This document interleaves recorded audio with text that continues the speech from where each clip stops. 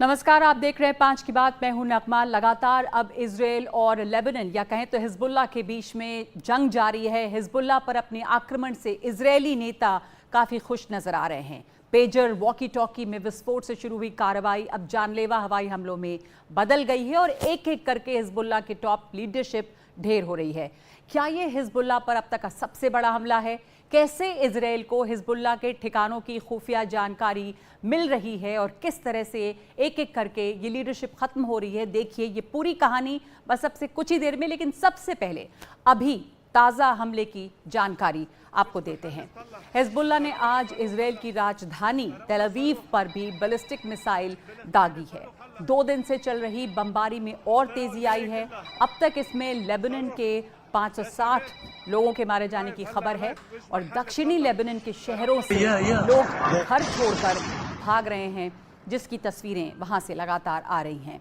Israel के ताज़ा हमले में वैसे कल ही हिजबुल्लाह का एक टॉप कमांडर मोहम्मद कबीसी मारा गया है।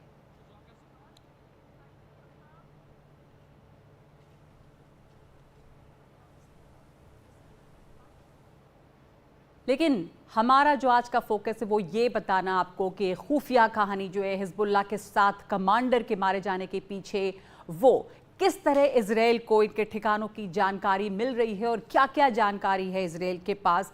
इजरायल के हमलों में हमलों ने हिजबुल्लाह को बिल्कुल तहस नहस कर दिया है। आप ये जानकार बता रहे हैं कि हिजबुल्लाह इन हमलों के बाद 20 साल पीछे चला गया है।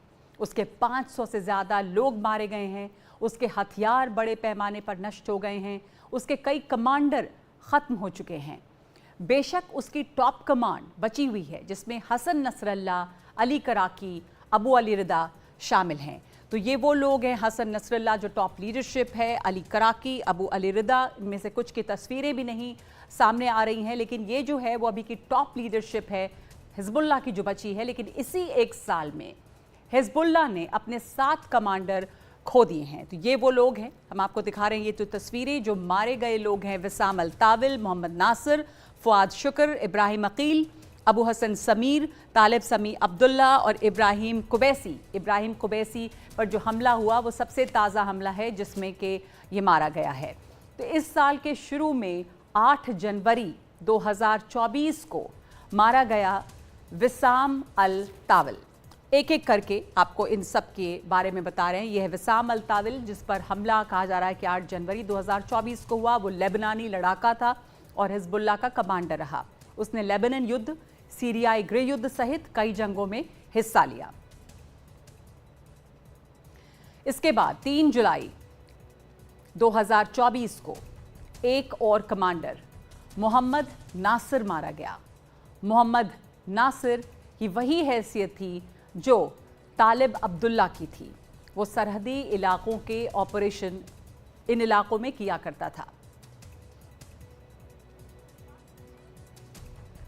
30 जुलाई को हिजबुल्लाह का एक और कमांडर फुआद शुक्र मारा गया। उसे अलहाजी मोहसिन भी कहते थे। वो 80 के दशक से हिजबुल्लाह से जुड़ा रहा और 1983 की बैरूत बमबारी में भी उसका हाथ माना जाता है।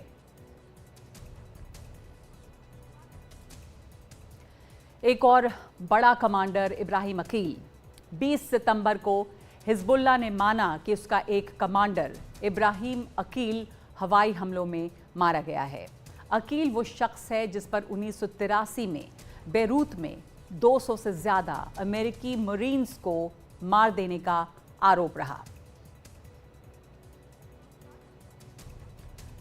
उसके बाद 24 सितंबर को 2 कमांडर मारे गए। एक अबू हसन समीर है जो रदवान फौज की ट्रेनिंग यूनिट का मुखिया था और कल ही बेरूत में हुए एक हवाई हमले में इब्राहिम कुबैसी मारा गया जो उत्तरी इजराइल में मिसाइल हमलों का जिम्मेदार माना जाता था। उसे आईडीएफ ने एक बड़ा कमांडर, एक की कमांडर के तौर पे आइडेंटिफाई किया। आईडीएफ यानी इजरायली डिफेंस फोर्स ने। इसके पहले 11 जून को मारा गया तालिब समी अब्दुल्ला, उसे भी टॉप कमांडर्स में गिना जाता था। हिजबुल्लाह ने उसकी तस्वीर भी जारी की थी। तो ये है टॉप लीडरशिप जो एक एक करके मारी गई है और इसलिए ये सवाल उठ रहे हैं कि अब हिजबुल्लाह जो है वो कितना ज़्यादा कमज़ोर हो गया है और किस तरह से इज़राइल को इनके बारे में इतनी जानकारी थी। तो यहाँ पर स्टूडियो में मेरे साथ मौजूद है मेरे सहयोगी उमा शंकर, और उमा से हम इस बारे में चर्चा करेंगे कि इज़राइल को जो ये खुफिया जानकारी है उमा, इनके तमाम टॉप कमांडर्स के बारे में, बहुत सारे ऐसे भी हैं जिनके बारे में अब तक भी बहुत ज़्यादा जानकारी नहीं है, लेकिन कहा जाता है कि इतना बड़ा हमला था कि 20 साल पीछे चले गए हैं ये लोग। तो ये इसमें कितनी सच्चाई है, कितना नुकसान हुआ है इनका? जी देखिए, जहाँ तक इज़राइल की जो खुफिया एजेंसी मोसाद की बात है तो ये भी कहा जा रहा है कि मोसाद जो है वो हिजबुल्लाह को टारगेट करने के लिए 2006 से तैयारी कर रहा था, क्योंकि 2006 में जो लेबनान वॉर हुआ और उसके बाद जो है वॉर तो रुक गई, लेकिन उसके बाद भी जो हिजबुल्लाह को ख़त्म करने के लिए इजराइल लगातार कोशिश करता रहा है। और सबसे बड़ा जो इसका नमूना है वो है पेजर और वॉकी टॉकी ब्लास्ट। कितने साल की प्लानिंग लगी, ये बात अभी तक खुलकर सामने नहीं आई है।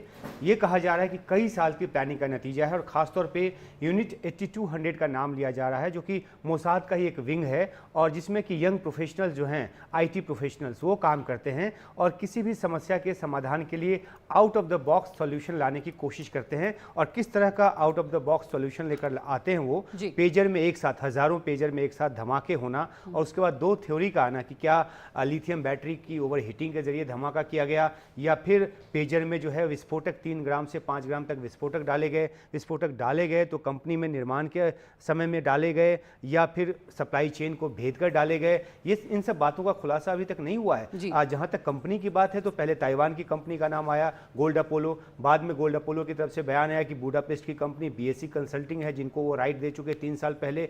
BSC कंसल्टेंसी जो कागजी का एक कंपनी साबित हो रही है, अभी तक तो जांच में यही निकलकर सामने आया है। तो देखने की बात है कि टेक्नोलॉजी के हिसाब से किस तरीके से एडवांस तरीके से ये प्लान कर रहे हैं हिजबुल्लाह को टारगेट करने के लिए। और जो आपने अभी जिक्र किया कि एक जो खास निशाने पर लेकर इन कमांडरों को मारा जा रहा है, तो जाहिर सी बात है कि जो ह्यूमन रिसोर्सेज के तौर पे जो इनके ग्राउंड फुट सोल्जर्स हैं, स्पाई के तौर पे, वो भी लेबनान में है, जो इनको सटीक जानकारी देते हैं। IDF की, यही मैं इस बात पर आना चाहती थी कि IDF की जो खुफिया विंग होगी, जो इंटेलिजेंस एजेंसी है, चूँकि दोनों देश भी, ये भी समझाना ज़रूरी है कि मिले हुए हैं और उनकी सीमा जो है वो काफ़ी पास भी है, आना जाना लोगों का, तो उस हिसाब से जो ह्यूमन इंटेलिजेंस है या लेबनान में हिजबुल्लाह के गढ़ में IDF की पेनिट्रेशन जो है वो भी बहुत बड़ी रही होगी, जो उनको इतनी सटीक जानकारी रहती है। जी बिल्कुल। और अभी तकरीबन 12 लोगों को हिरासत में लिया गया है लेबनान में पेजर धमाके के बाद, और वो 6 अलग अलग प्रांतों से गिरफ्तार किया गया उनको, और उन पे यही चार्जेज है कि वो मोसाद खुफिया एजेंसी जो इजराइल की है उसकी मदद कर रहे थे। अब उनका फेट क्या होगा वो तो पता नहीं, लेकिन इतना ज़रूर है कि मोसाद ने अपने ज़मीनी स्तर पर जो वहाँ से सूचनाएँ उनको मिलती है, और तभी कई बार तो ये देखने में आया है कि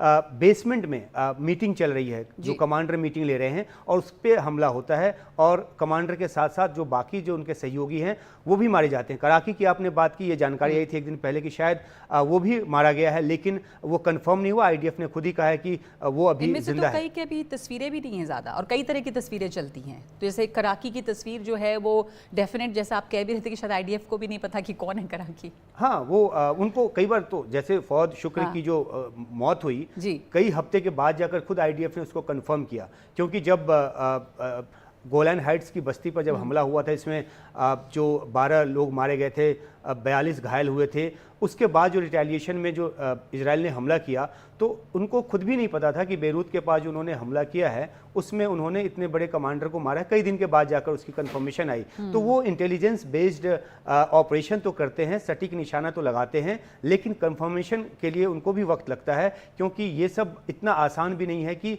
उस मीटिंग में कौन था, और ख़ासतौर पे इतना बड़ा अटैक होता है, इस तरीके के धमाके होते हैं, चीथड़े उड़ जाते हैं, तो ऐसे में पहचान कर फिर तस्दीक करने में भी टाइम लगता है, इवन IDF को भी। जी, तो लेबनान में, हालांकि लेबनान में एक पैरेलल सरकार ज़रूर चलाती है हिजबुल्लाह, लेकिन हम ये नहीं कह सकते कि लेबनान का मतलब हिजबुल्लाह। लेबनान एक देश है, हिजबुल्लाह वहाँ पे है। अब वहाँ नसरल्लाह जो हैं वो एक्टिव हैं, टॉप लीडर हैं, लेकिन जो ये 7 कमांडर मारे गए हैं उससे आप क्या समझ रहे हैं? क्या इनकी कमर टूटी है? झटका तो एक है बहुत बड़ा, पर यह भी कहा जाता है कि हिजबुल्लाह भी अपना रूप रंग बदलता है और सरकार में भी शामिल हो जाता है, और जैसे अलकायदा को डिफीट करना मुश्किल था, इसलिए हिजबुल्लाह भी काफ़ी मजबूत है। एक शिया पॉलिटिकल पार्टी के तौर पे भी हिजबुल्लाह वहाँ पर है, उसका अपना एक प्रभाव है, और यही वजह है कि जब 90 के बाद जब आर्म कॉन्फ्लिक्ट हुआ था, उसके बाद ये हुआ था कि बैन कर दिया जाएगा हिजबुल्लाह जैसे संगठनों को, लेकिन सीरिया की मदद से जो है वो बैन नहीं किया गया और वो अपना अस्तित्व जो है बनाए रखा। जहाँ तक बात है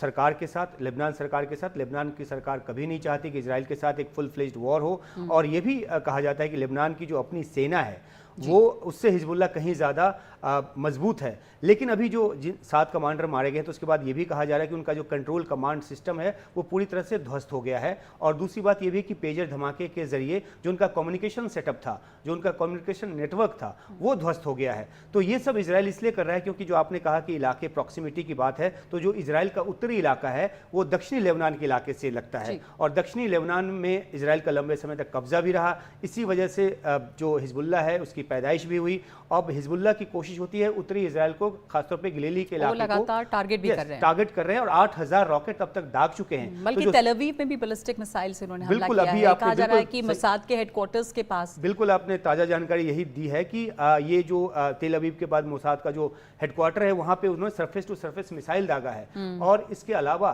लेबनान के इलाके से लगने वाले इजराइल के इलाके में मुझे नवंबर 2022 में ले जाया गया था, और तब वहाँ पे ब्रीफ किया गया था कि जितने घर आप यहाँ पे देख रहे हैं, ब्लू लाइन है जिसके जरिए लेबनान और इजराइल की सीमा को अलग किया गया है, तो ब्लू लाइन के आगे आप जितनी भी बस्ती देख रहे हैं वहाँ पे करीब 2 लाख रॉकेट अलग अलग घरों में रखे हुए हैं हिजबुल्लाह ने। ये वॉर शुरू होने के पहले नवंबर 2022 तो वो पूरी तैयारी थी वहाँ पे, वो जो लोकल रेजिडेंट स्थानीय लोग हैं वहाँ पे घरों में। और यही इजराइल दलील दे रहा है कि वो इसलिए टारगेट कर रहा है कि आम घरों में इजराइल लेबनान जो है वो रॉकेट लॉन्चर, मिसाइल लॉन्चर इसके जरिए, मुस्तैदी के जरिए इजराइल पे हमला कर रहा है और हाइफा तक जो है वो निशाना साध रहा है। तो उस सैन्य ताकत को खत्म करने के लिए इजराइल इतने बड़े हमले कर रहा है। और जो सोमवार का आखिरी बात कि सोमवार का जो हमला है उसको 2006 के बाद का सबसे बड़ा हमला माना जा रहा है, क्योंकि 2006 में जो लड़ाई हुई थी लेबनान इजराइल के बीच, 1 महीने चली थी, 1100 से 1300 लोग मरे थे। यहाँ एक दिन में 558 लोगों की मौत हुई है। जी, एक दिन में 558 लोगों की मौत हुई है। बहुत बड़ा हमला है और इसलिए हम ये कह रहे हैं कि ये जो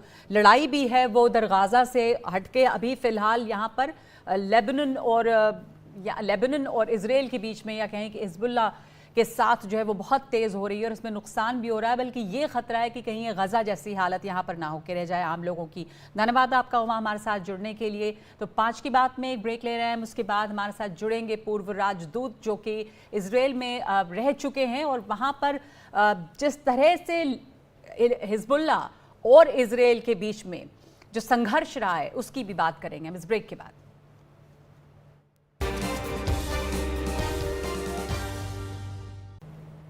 तो हम बात कर रहे हैं किस तरह हिजबुल्लाह के 7 कमांडर मारे गए हैं, इसकी क्या है खुफिया कहानी, कैसे इजराइल को इनकी जानकारी मिल रही है, और अब तक का ये सबसे बड़ा हमला माना जा रहा है हिजबुल्लाह पर, और क्या हिजबुल्लाह को बड़ा झटका लगा है। हमारे साथ मौजूद है पूर्व राजदूत वीरेंद्र गुप्ता।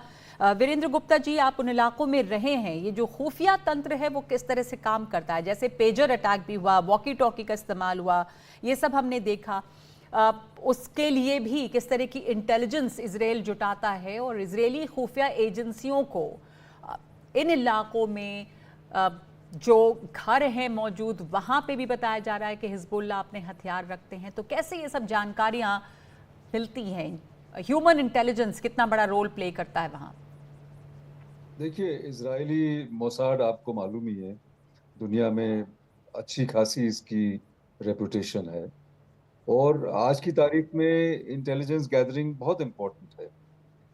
इजराइल के खिलाफ गाजा की तरफ से, पैलेस्टीन की तरफ से टेररिस्ट अटैक्स होते रहे हैं, और लेबनान से हिजबुल्लाह रॉकेट अटैक्स करता है जी। तो समस्या क्या है कि इजराइल का जो मेन ऑब्जेक्टिव है नगमा जी, कि कैसे इजराइल के लिए सेफ्टी और सिक्योरिटी, इजरायली सिटीजन्स के लिए सेफ्टी और सिक्योरिटी, एक बड़ा हॉस्टाइल एनवायरनमेंट है, चारों तरफ मुल्क हैं जो कि इजराइल के बहुत खिलाफ हैं। लेकिन सवाल ये उठता है कि जिस तरह का बहुत डेंजरस एस्केलेशन हो गया है, जो कि बहुत चिंताजनक है, भारत में इस पे चिंता है, बाकी देशों ने भी चिंता जताई है, इस एस्केलेशन से क्या इजरायली ऑब्जेक्टिव पूरा हो पाएगा?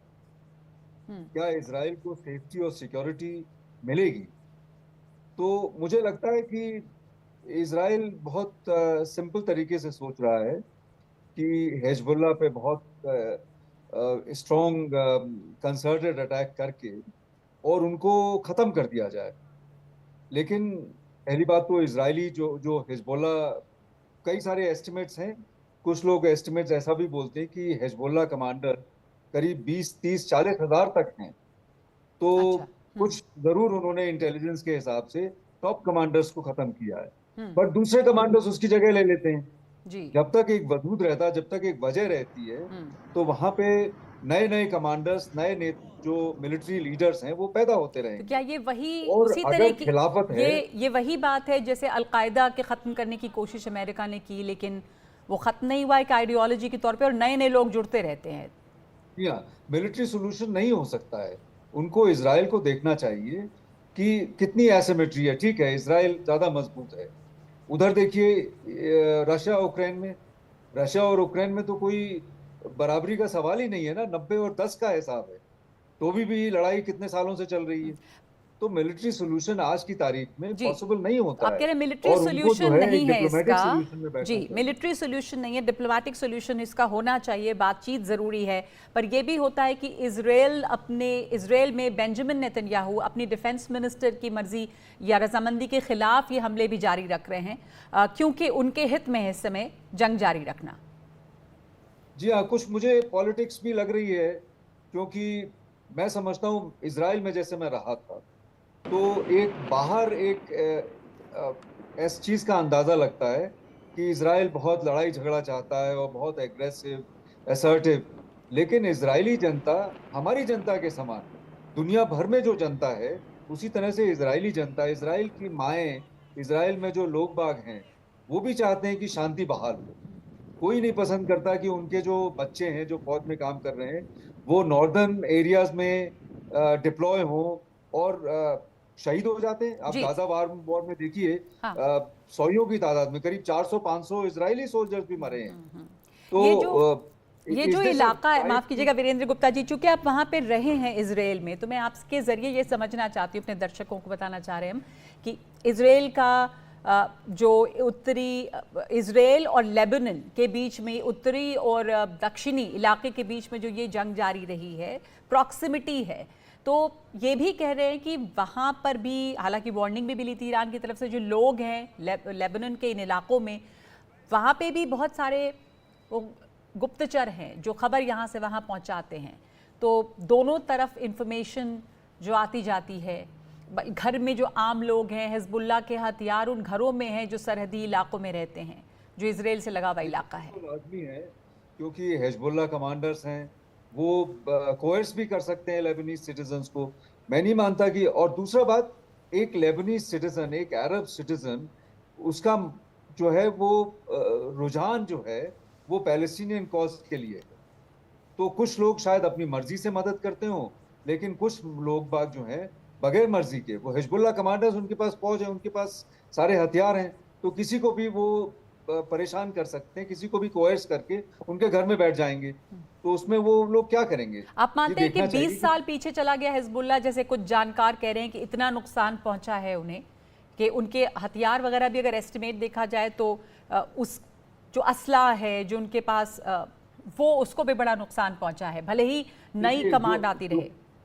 पेजर अटैक्स हुए, जबकि इंटरनेशनल लॉ के हिसाब से गलत है, लेकिन हिजबुल्लाह की काफ़ी क्षति हुई, मानता हूँ। और बहुत सारे जो अटैक्स हुए हैं अभी भी, कल परसों में जो 500-600 लोग बाग मारे गए, उसमें से काफ़ी हिजबुल्लाह कमांडर्स भी मारे गए, हिजबुल्लाह कार्डर्स भी मारे गए होंगे। लेकिन फिर वही सवाल उठता है, क्या इतनी बड़ी क्षति पहुंचा के क्या हिजबुल्लाह को ख़त्म किया जा सकता है?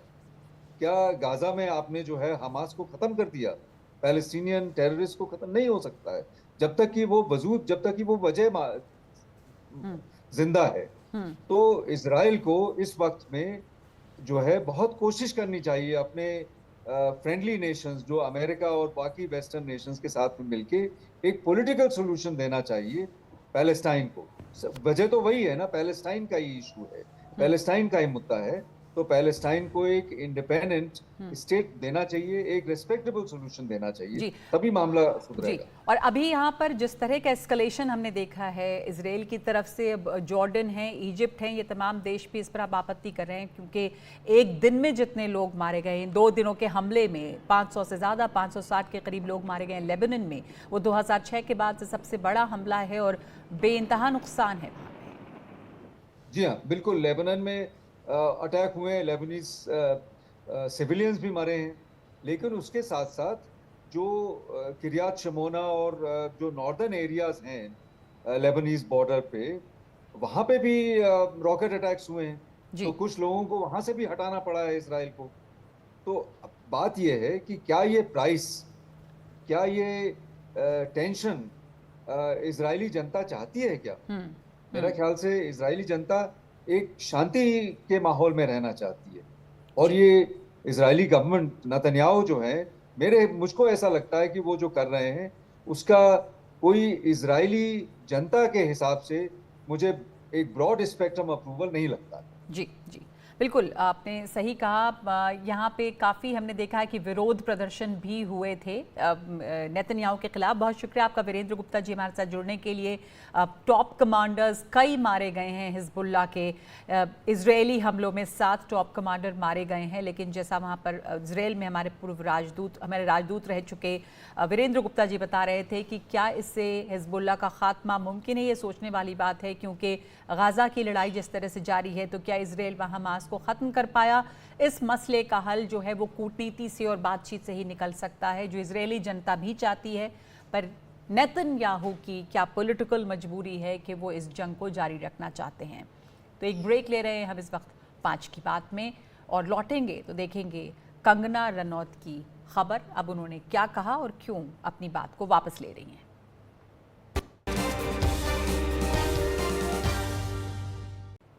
हिमाचल प्रदेश की मंडी लोकसभा सीट से बीजेपी सांसद कंगना रनौत ने कृषि कानूनों पर दिए अपने बयान पर अब सफाई दी है।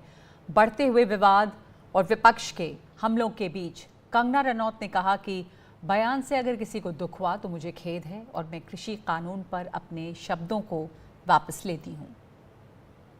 जब फार्मर्स लॉ प्रपोज हुए थे तो हम बहुत सारे लोगों ने जो है उनका समर्थन किया था, लेकिन बड़ी ही संवेदनशीलता से और सहानुभूति से हमारे माननीय प्रधानमंत्री जी ने वो लॉज जो थे वापस ले लिए थे, और ये हम सब कार्यकर्ताओं का कर्तव्य बनता है कि हम उनके शब्दों की गरिमा रखें।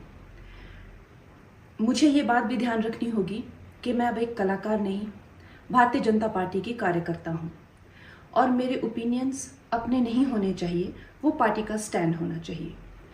तो अगर मैंने अपने शब्दों से और अपनी सोच से किसी को डिसअपॉइंट किया है, मुझे खेद रहेगा। I take my words back. इससे पहले अपने संसदीय क्षेत्र हिमाचल प्रदेश के मंडी में मीडिया से बात करते हुए कंगना रनौत ने 3 कृषि कानूनों को वापस लाने की बात कही थी। उन्होंने कहा था कि ये बयान विवादास्पद हो सकता है, लेकिन किसानों को खुद इन कानूनों को वापस लाए जाने की मांग करनी चाहिए। कंगना के बयान के बाद कांग्रेस और आम आदमी पार्टी बीजेपी पर हमलावर दिखी। इसके बाद बीजेपी ने इस टिप्पणी से खुद को अलग कर लिया। पार्टी प्रवक्ता गौरव भाटिया ने कहा कि सोशल मीडिया प्लेटफॉर्म पर बीजेपी सांसद कंगना रनौत का केंद्र सरकार द्वारा वापस लिए गए कृषि बिलों पर दिया गया बयान वायरल हो रहा है। मैं साफ कर देना चाहता हूं कि यह बयान उनका व्यक्तिगत बयान है। तमाम सोशल मीडिया प्लेटफॉर्म्स पर कंगना रनौत जी, जो कि भाजपा की सांसद नेत्री हैं, उनका एक बयान 3 कृषि कानूनों को लेकर, जो कि पहले वापस लिए गए थे, चल रहा है। मैं बिल्कुल स्पष्टता से कहना चाहता हूं, ये बयान कंगना रनौत जी का व्यक्तिगत बयान है, एवं भारतीय जनता पार्टी की तरफ से ना कंगना रनौत जी ऐसा कोई बयान देने के लिए अधिकृत हैं, और ना ही उनका बयान जो पार्टी की सोच है 3 कृषि कानूनों को लेकर, उसको दर्शाता है। इसलिए उस बयान का हम खंडन करते हैं। तो बीजेपी ने खुद बयान का खंडन कर दिया है, जो बयान कंगना रनौत ने दिया था, जिसके बाद ये विवाद खड़ा हुआ। आपको सुनाते हैं कि कंगना रनौत ने मंडी में क्या कहा था, जिसके बाद ये पूरा विवाद खड़ा हुआ। किसानों के जो लॉज हैं वो मुझे लगता है जो रिपील हो गए हैं वो फिर से लगने चाहिए। हो सकता है कंट्रोवर्शियल हो जाए, लेकिन मुझे लगता है किसानों के हितकारी लॉज वापस आने चाहिए और किसानों को खुद इसकी डिमांड करनी चाहिए, और ताकि हमारे किसान भी जैसे बाकी जगहों पे समृद्धि हो रही है, हमारे किसान की समृद्धि में कोई ब्रेक ना लगे। कांग्रेस नेता राहुल गांधी ने कंगना रनौत के बयान पर पलटवार करते हुए प्रधानमंत्री मोदी से इसका जवाब मांगा है। नमस्कार। ये बीजेपी के जो लोग होते हैं ये आइडियाज को टेस्ट करते रहते हैं। ये किसी से कहते हैं कि आप ये आइडिया पब्लिक में रखिए और फिर रिएक्शन देखते हैं। यही हुआ है। उनके एक सांसद ने किसान कानून, जो काले कानून थे, उनको रिवाइव करने की बात की है। मोदी जी, आप क्लैरिफाई कीजिए, आप इसके खिलाफ हैं या आप फिर से बदमाशी कर रहे हैं? क्या वो किसान के कानून रिवाइव करेंगे या नहीं? और अगर करेंगे तो फिर मैं आपको गारंटी दे रहा हूं कि इंडिया गठबंधन पूरा इनके खिलाफ खड़ा हो जाएगा। 700 लोग शहीद हुए हैं, उनकी याद करनी है, उनकी रिस्पेक्ट करनी है। मोदी जी ने 2 मिनट मौन नहीं रखने दिया था, हम ये कभी नहीं भूलेंगे। राहुल गांधी प्रधानमंत्री से सफाई मांग रहे हैं। बीजेपी ने इस पर सफाई दे दी और कह दिया है कि बीजेपी खुद को उस बयान से अलग करती है और उसका खंडन करती है। अब दूसरी खबर पे बढ़ते हैं। दिल्ली सरकार ने न्यूनतम मजदूरी में बढ़ोतरी का फैसला लिया है। मिनिमम वेजेस जो मिलते हैं मजदूरों को, दिल्ली की मुख्यमंत्री आतिशी ने अनट्रेन्ड मजदूरों को 18,000, सेमी ट्रेन मजदूरों को 19,000 और ट्रेन मजदूरों को 21,000 रुपए देने की घोषणा की है। देश की हाईएस्ट मिनिमम वेजेस, अगर आप देश भर की मिनिमम वेजेस जो न्यूनतम वेजेस होती हैं वो देखने चाहिए, तो अरविंद केजरीवाल जी की दिल्ली सरकार ने देश में हाईएस्ट मिनिमम वेजेस दी। आखिरकार मिनिमम वेजेस कौन लेता है? मिनिमम वेजेस वो लोग लेते हैं जो गरीब हैं, जो डेली वेजेस पे काम करते हैं, जो हो सकता है कंस्ट्रक्शन पे काम करते हो, प्लम्बर का काम करते हो। उनका शोषण रोकने के लिए दिल्ली सरकार ने ऐतिहासिक स्तर पर मिनिमम वेजेस को पहुंचाया है। तो ये एक अच्छी खबर है मजदूरों के लिए। इस वक्त 5 की बात में एक ब्रेक ले रहे हैं, हम लौटते हैं इस ब्रेक के बाद।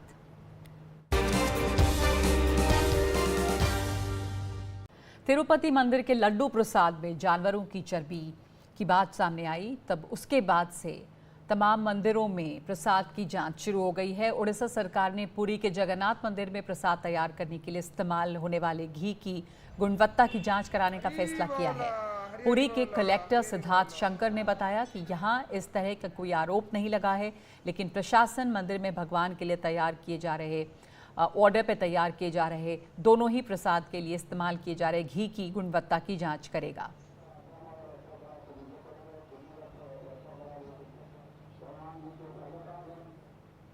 और तिरुपति बालाजी मंदिर के लड्डू प्रसाद में गड़बड़ी सामने आने के बाद से बाकी देवस्थलों के प्रसाद को लेकर भी सवाल खड़े किए जाने लगे हैं। इसी को देखते हुए एनडीटीवी की टीम उज्जैन में महाकालेश्वर मंदिर पहुंची, जहां हमारी टीम ने प्रसाद तैयार किए जाने की पूरी प्रक्रिया को करीब से देखा। हमारे सहयोगी ललित जैन की ये एक्सक्लूसिव रिपोर्ट।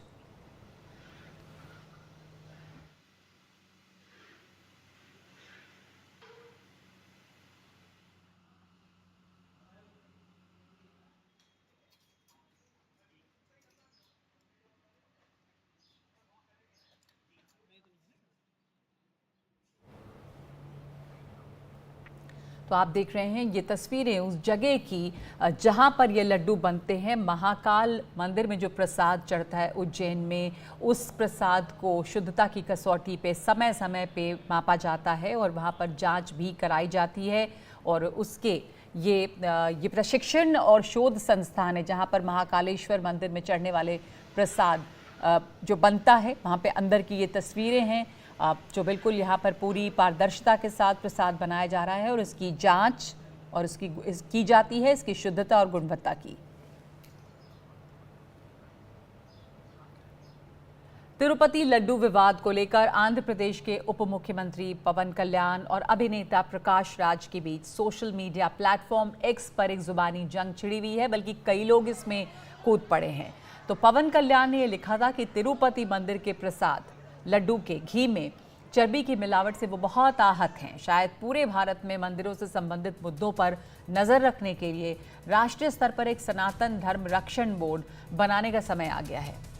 पवन कल्याण के इस पोस्ट की आलोचना करते हुए प्रकाश राज ने एक्स पर लिखा कि डियर पवन कल्याण, ये उस राज्य में हुआ है जहां आप उप मुख्यमंत्री हैं। प्लीज जांच कीजिए, दोषियों को ढूंढिए और कड़ी कार्रवाई कीजिए। आप इस मुद्दे को सनसनीखेज क्यों बना रहे हैं और इसे राष्ट्रीय स्तर पर बड़ा क्यों बनाना चाहते हैं?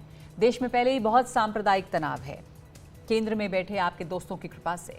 इसके बाद पवन कल्याण ने प्रकाश राज पर जवाबी हमला किया और फिर लिखा कि मैं हिंदू धर्म की पवित्रता और खाद्य पदार्थों में मिलावट जैसे मुद्दों पर बात कर रहा हूं। मुझे इन मामलों पर क्यों नहीं बोलना चाहिए? मैं आपका सम्मान करता हूं प्रकाश राज, और जब धर्मनिरपेक्षता की बात आती है तो ये म्यूचुअल होना चाहिए। मुझे समझ में नहीं आता कि आप मेरी आलोचना क्यों कर रहे हैं। क्या मुझे सनातन धर्म पर हमलों के खिलाफ नहीं बोलना चाहिए? प्रकाश को ये सबक सीख लेना चाहिए। फिल्म इंडस्ट्री या किसी को भी इस मुद्दे को हल्के में नहीं लेना चाहिए। मैं सनातन धर्म को लेकर बहुत सीरियस हूं।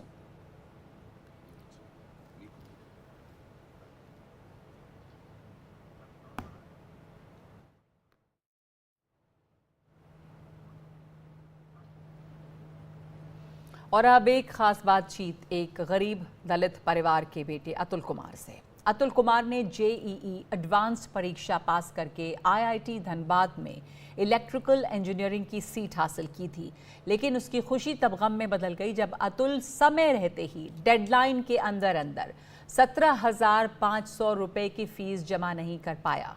उसे इसके लिए वक्त दिया गया था, लेकिन ये फीस उसके परिवार के लिए एक बहुत बड़ी रकम थी, 17,500। और ये तब जब उसने आईआईटी की सीट हासिल की थी। फीस जमा करने की आखिरी तारीख नज़दीक थी। अतुल ने बाद में रकम जुटा भी ली, लेकिन आखिरी दिन जो डेडलाइन थी उस समय से एक हल्की सी देर की वजह से वो चूक गया और उसे उसकी सीट जो है वो खोनी पड़ी। सीट बचाने के लिए अतुल ने अब कई दरवाजे खटखटाए हैं। राष्ट्रीय अनुसूचित जाति आयोग, झारखंड विधिक सेवा प्राधिकरण और मद्रास उच्च न्यायालय। आखिरकार 18 वर्षीय अतुल को सुप्रीम कोर्ट का दरवाज़ा खटखटाना पड़ा है। हमारे साथ जुड़ रहे हैं इस वक्त अतुल। अतुल, आपने इतने बड़े इम्तहान को क्वालिफाई किया जिसके लिए लोग इतने जी जान से मेहनत करते हैं, लेकिन आखिरी लम्हे पर वो 17,500 रुपये के लिए आप लोग चूक गए। आप लोगों ने लगातार कोशिश की होगी इस पैसे को जुटाने के लिए, फिर भी नाकाम रहे। तो आप बताएंगे कि इस दौरान कितनी मेहनत करनी पड़ी आपको इस पैसे के लिए? जो मेरे पापा थे, उन्होंने गांव वालों से उधार लिए थे पैसे, जिसकी वजह से हम आखिरी टाइम पे फीस का इंतजाम कर पाए थे। जो मेरे पापा थे, उन्होंने गांव वालों से उधार लिए थे पैसे, जिसकी वजह से हम आखिरी टाइम पे फीस का इंतजाम कर पाए थे। जो मेरे पापा थे, उन्होंने गांव वालों से उधार लिए थे पैसे जी। तो आपने कहा कि आप पापा ने आपके गांव वालों से पैसे जुटाने की कोशिश की और आप लोग बाद में पैसे जुटा भी पाए, लेकिन आपने समय रहते आप पैसे नहीं दे पाए और आपकी सीट भी छूट गई। किन लोगों से आपने मदद मांगी और अब आपको सुप्रीम कोर्ट जाना पड़ा है? यस मैम, आखिरी टाइम तक ही इंतजाम कर पाए थे फीस का, तो जमा करने में टाइम लग गया था, इसकी वजह से फीस पे नहीं हो पाई। तो आप लोग जमा नहीं कर पाए पैसा, और बहुत ही अफसोस की बात है कि इसके सीट वो क्वालिफाई करने के बावजूद इनकी सीट छूटी और अब ये मामला जो है वो सुप्रीम कोर्ट में है। हम उम्मीद करते हैं अतुल कि आपको न्याय मिलेगा और आपको ये सीट मिले दोबारा, आपकी मेहनत जो है वो कामयाब और सफल हो। बहुत धन्यवाद हमसे बात करने के लिए। 5 की बात में आज के लिए इतना ही। नमस्कार।